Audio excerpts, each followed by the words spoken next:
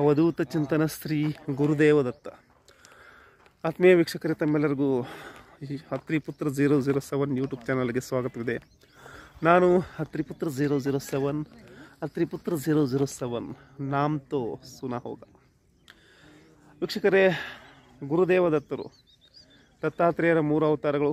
ಮೊದಲನೇ ಅವತಾರ ಶ್ರೀಪಾದ ಶ್ರೀವಲ್ಲಭರು. ಅವರ ದೇವಸ್ಥಾನ ಕುರುವಾಪುರದಲ್ಲಿದೆ.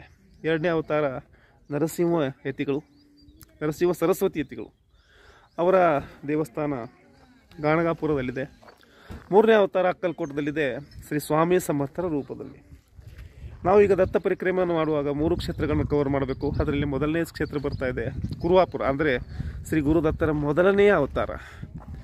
ರಾಯಚೂರಿನಿಂದ 25 ಕಿಲೋಮೀಟರ್ ಇಲ್ಲಿವರೆಗೂ ವೆಹಿಕಲ್ ಬಂದಿದೆ. ಇಲ್ಲಿ ಪಾರ್ಕಿಂಗ್ ಮಾಡಿಬಿಟ್ಟು ನಾವು ಈಗ ಇಲ್ಲಿಂದ ಮುಂದೆ ಜಲದ ಮುಖಾಂತರ ಪ್ರಯಾಣ ಮಾಡಬೇಕು. ಇಲ್ಲಿ ಹಿಂದೆ ನೀವು ತೆಪ್ಪವನ್ನು ಕಾಣಬಹುದಾಗಿದೆ.